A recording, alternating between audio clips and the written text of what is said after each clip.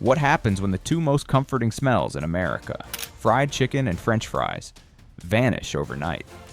No warning, no explanation, just gone. No more golden arches lighting up late-night highways. No more crispy buckets passed around the dinner table. In just 72 hours, over 60 million Americans lose their last affordable meal under $6. But what disappears isn't just food, it's something far deeper. The pause in your day. The taste of memory. The illusion that things are still okay. This isn't a story about fast food. It's about the fall down of everyday access. The silent routines that held working-class life together. So what does America look like 1 week after KFC and McDonald's shut their doors? And what about 2 weeks or 4? Let's watch the unraveling unfold, week by week, after the last fries are served. This is the Downturn Report, where the truth gets personal. The first week, fast food dynasty falling apart.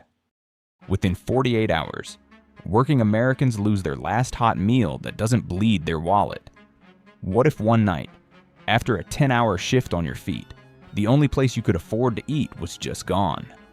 There was no press conference, no citywide alert, no warning printed in bold red letters.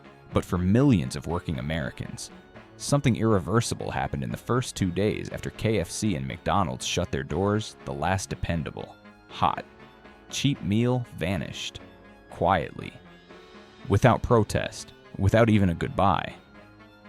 On the surface, a closed fast food joint may seem insignificant, but for people living paycheck to paycheck, the disappearance of these chains felt like someone ripped out the floor beneath them. For a factory worker in Ohio, it meant skipping dinner. For a rideshare driver in Arizona, it meant 3 extra unpaid miles just to find something warm to eat. For an elderly woman in Mississippi, it meant losing the only place she could sit, eat, and feel visible. Fast food was never just food. It was structured. It was warm. It was something you could count on, even when nothing else in your life felt certain. A $5 meal might not have solved Stevie your problems, Wonder became one but of it the meant you brightest weren't icons hungry. of modern It meant music. your child He had didn't just something play to eat music, after he school. lived in it, It meant you breathed had through 10 melodies, quiet minutes and used in a each booth note to paint a to world. breathe before you headed back into the world. Now, those 10 minutes are gone by the end of the first day. Lines at 7-Eleven stretched around the corner. Cup noodles were cleared from gas station shelves by noon in small towns across the Midwest. Diners that used to serve 30 customers a day were now turning people away after breakfast. Different people break down in tears over a plate of scrambled eggs they couldn't afford to wait 2 hours for. By day 2, food delivery apps buckled under the pressure. Wait times tripled. Drivers complained they couldn't get their own meals between orders. Mechanics in Tennessee, who used to stop at McDonald's for lunch, found themselves eating dry cereal in the truck. These weren't just delays. These were symptoms of a deeper fracture. Because the real crisis isn't that burgers are gone. It's that for millions of Americans, that burger was the last form of stability they could afford. Consider what happens in a household already stretched to its limits. The mother working 2 jobs used to grab a McChicken on her way to the night shift. Now, there's nothing in her price range between work and home. Her only choice, go hungry or eat chips from a vending machine. The teenage son who stayed out of trouble, motivated by a hot meal waiting for him after school, now has nowhere to go but the streets. A retired veteran used to his routine of a hot biscuit and a coffee each morning suddenly finds the doors locked and no one to say, "Good to see you again." The collapse of fast food wasn't just about calories, it was about comfort, rhythm, and emotional refuge in rural America, where there may only be one restaurant within 20 miles. The shutdowns felt like abandonment. Local food banks, already underfunded, saw spikes in emergency meal requests they couldn't fulfill. Some began rationing hot meal access by lottery. Poor people didn't care what the food was. They just didn't want to feel cold while eating it. By day 3, the sentiment had shifted. Not just hunger, but confusion. If McDonald's could shut down, what else was vulnerable if KFC couldn't stay open? What company could? What was safe? Children who used to giggle over chicken nuggets after school now ask their parents why their favorite place disappeared. Parents didn't have an answer. Not a good one. Anyway. And then came the shame. You wouldn't think something as small as a drive-thru meal could hold back an avalanche of insecurity. But it did.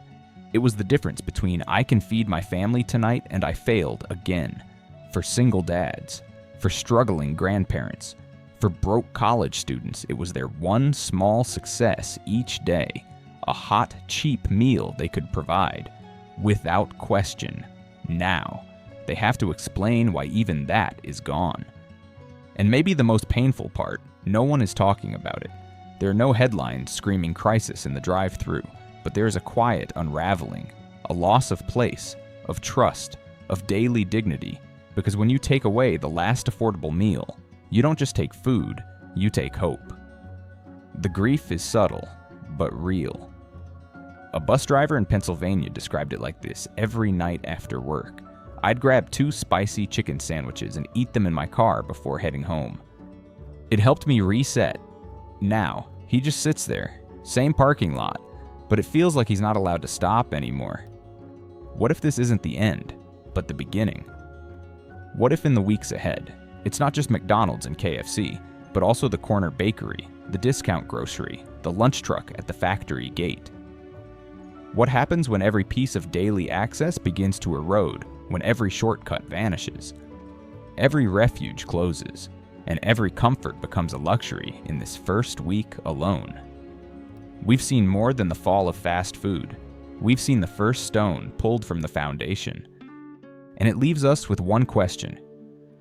One that millions are asking quietly as they skip dinner. Search for options and find none.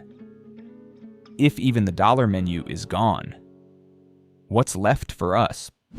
The second week, chaos and routine. Thousands of children no longer get their favorite after-school meal. It doesn't begin with sirens.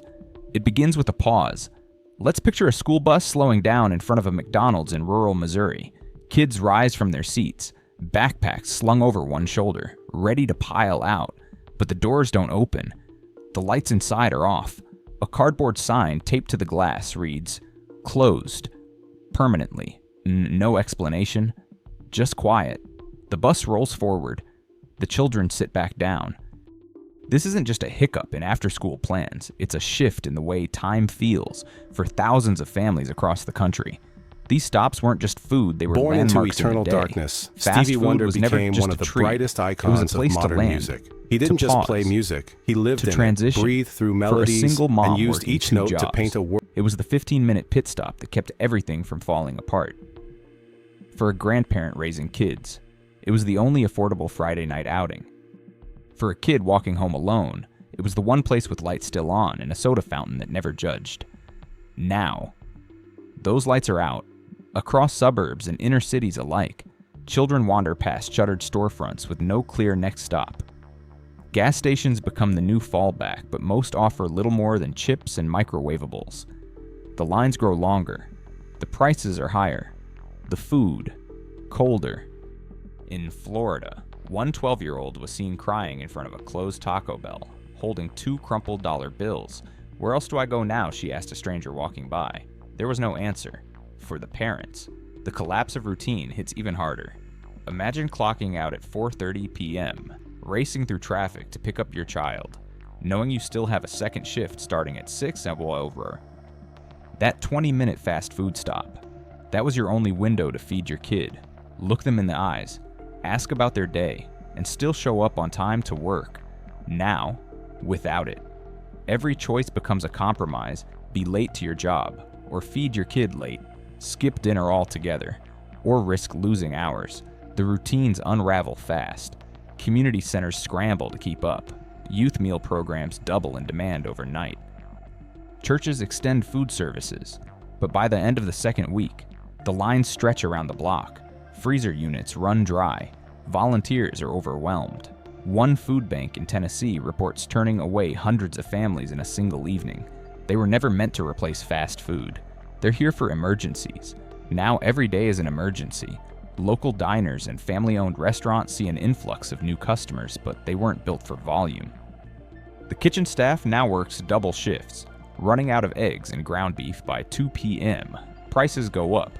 Wait times stretch past 40 minutes. Parents trying to grab a bite before their shift grow increasingly desperate. Tempers flare, tables turn over less. The system is choking on demand, And then there's the psychological fracture, the one no one prepares for. Fast food once provided something that can't be easily measured rhythm. A cheeseburger at 3:30, a milkshake at 6. These weren't just meals, they were time anchors. They were reliable, repeatable, grounding. Without them, the day begins to blur. Kids get home later. Homework gets skipped. Parents lose the one moment they had to connect. Even sleep schedules shift. One small closure ripples outward, disrupting everything it once held in place. In this void, anxiety creeps in. But make no mistake, what's unraveling here isn't just a lunch plan. It's a cultural rhythm. A collective breath between the workday and the chaos of home. A point of reconnection that many families, especially low-income ones, relied on to stay grounded. And when that pause disappears, so does something fragile: stability. The damage doesn't arrive all at once. It leaks in like water through a cracked roof. A missed meal here, a missed bedtime there, a conversation that never happens. A breakdown that gets swallowed until it shows up as a failing grade, a missed shift, or a quiet depression no one sees coming. Because when the simple rituals go, the coffee after school, the fries shared in the back seat, the nuggets eaten while watching the sunset through the drive-thru window, what's left to hold a day together? What's left for a mother who has to drop her child off with no dinner and no time? What's left for a child who just wants to sit somewhere warm, smell something familiar, and feel for 5 minutes? Like the world still makes sense. And what if this isn't just about fast food? What if it's about something deeper? The steady, invisible scaffolding of modern American life slowly giving way.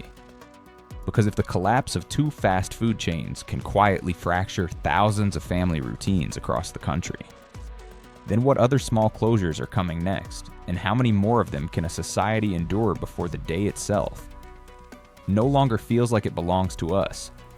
Have you ever relied on a small routine, a meal, a stop, a familiar place to hold your day together? What happens when that disappears? Share your story below. Someone else may need to hear they're not alone.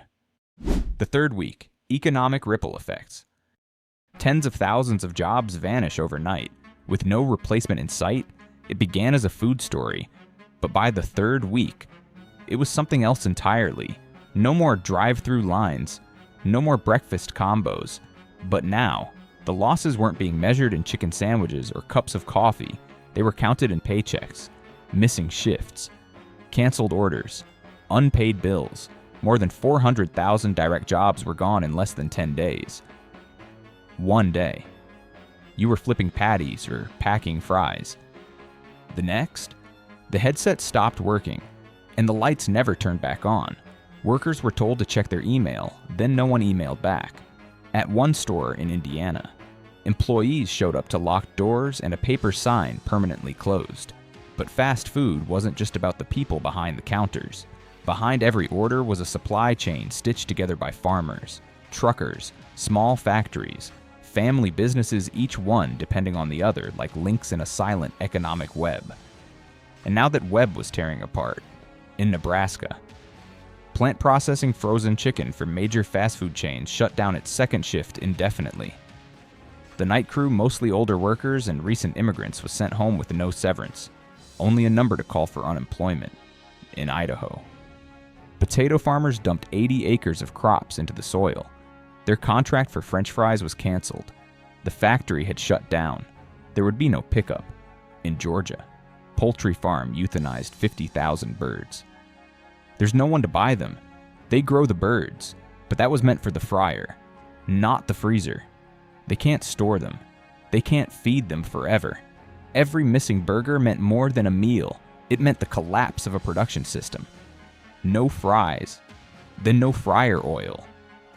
No nuggets, then no packaging. No drink orders, then no need for delivery. And in every step of that chain, someone's shift just disappeared. Even those outside the food sector started to feel it. Printing company in Ohio that specialized in menus, napkin wraps, and promotional flyers laid off half its staff.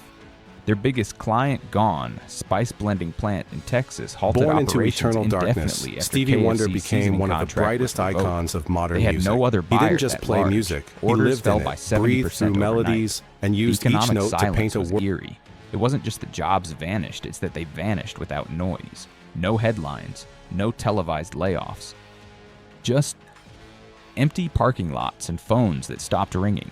It hit delivery drivers fast. A man in Alabama who drove for DoorDash would lose 80% of his regular earnings.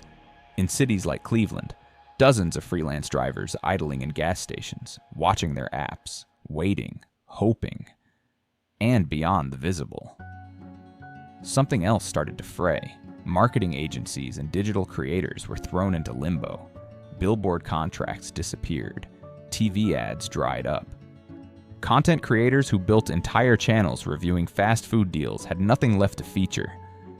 One YouTuber in Los Angeles quietly uploaded a final video, "No more dollar menu." What's next for me? There were community losses, two ones that didn't show up in spreadsheets. In towns across the Midwest, schools canceled McTeacher Night fundraisers, where teachers flipped burgers to raise money for textbooks and sports uniforms.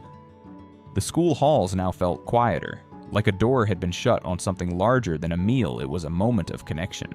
At the heart of it all was a fragile truth most hadn't realized until it was gone. Fast food wasn't a luxury, it was a system of survival for many. It was the only place hiring without a resume, the only warm meal within walking distance, the only job flexible enough to fit around school or elder care or disability. Now, with that floor ripped out, millions were left dangling above an economy that no longer had a place for them. A bun doesn't get baked, a truck doesn't get loaded, a teenager doesn't get hired, a mother doesn't get paid, a landlord doesn't get rent, a store doesn't restock. The chain reaction was no longer theoretical. It was daily life.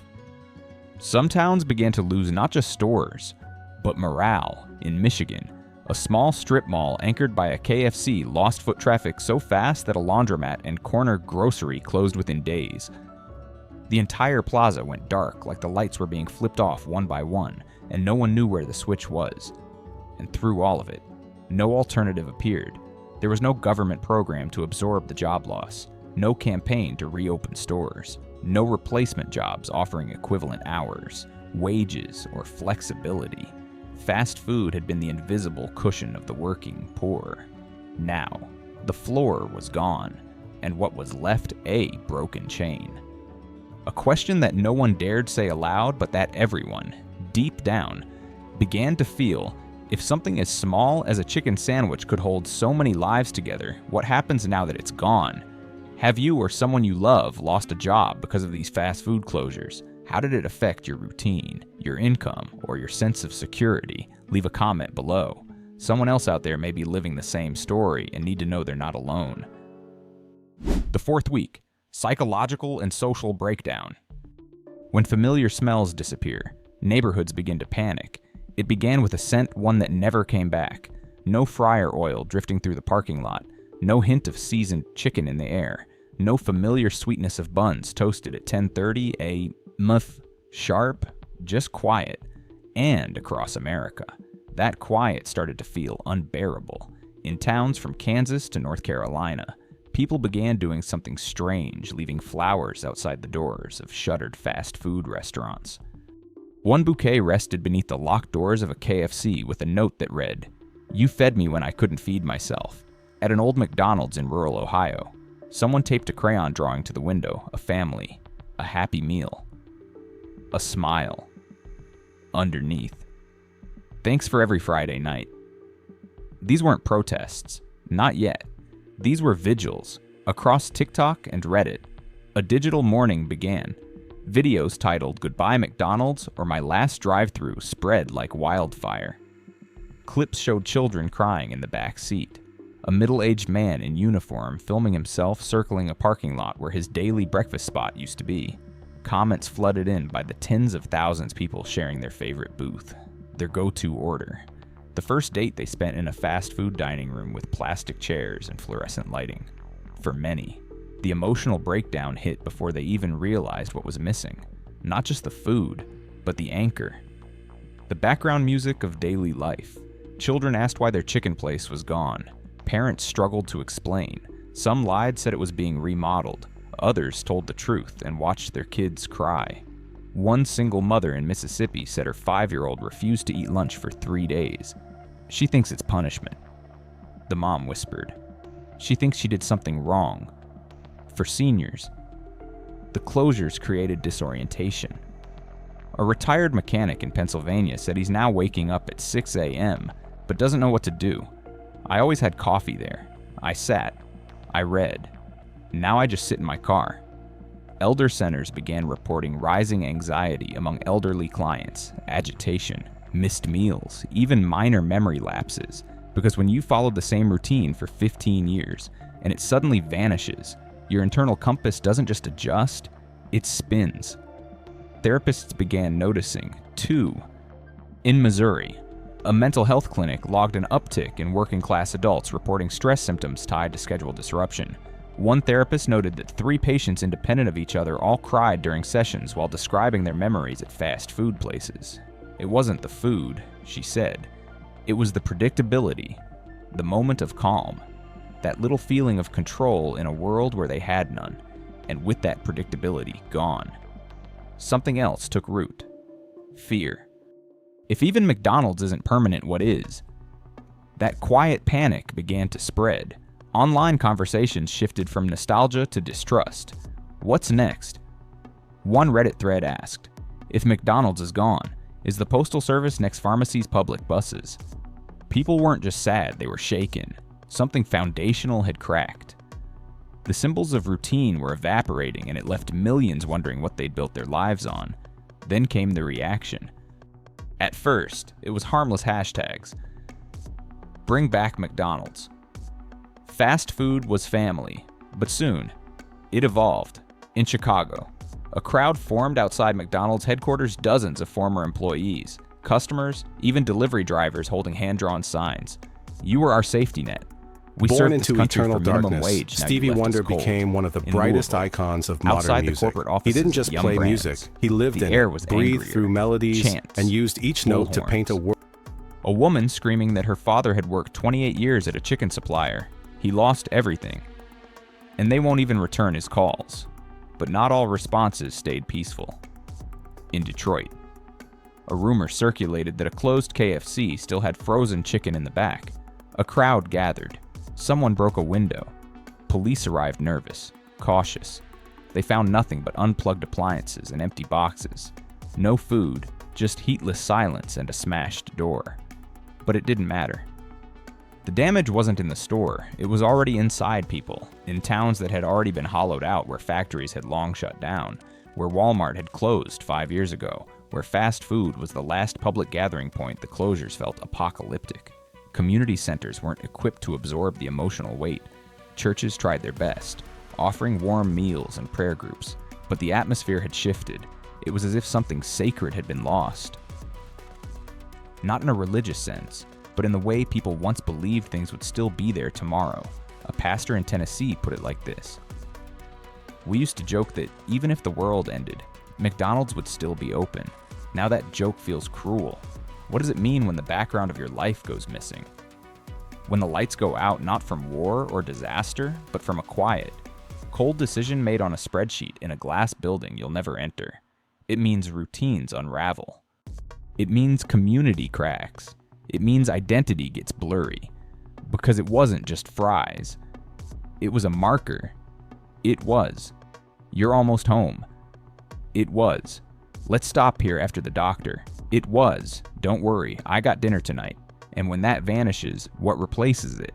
Nothing came in to fill the void. No national relief, no local substitute. Just boarded windows, faded logos, and a memory of warmth that now feels like another world. So people stare at closed doors and wonder if this can disappear. What else can they? Don't need food. They need reassurance. They need to know that not everything they depend on will dissolve into silence. But in week 4, the silence grows louder. Did a fast food place ever anchor part of your routine? Did you lose more than just a meal? Share your story in the comments, because what you lost may be what someone else is grieving too. KFC and McDonald's were never just about food. They were emotional anchors, places where routine met survival, where $5 could buy not just a meal, but a moment of calm. Their collapse doesn't just mark the end of cheap fast food. It reveals something far more fragile, the illusion of stability. We didn't just eat there. We relied on them to believe that, somehow, things would be okay. And if 2 fried chicken chains can trigger nationwide chaos, what does that say about the system we live in? Have you ever depended on McDonald's or KFC more than you'd like to admit? Tell us your story. You're not alone.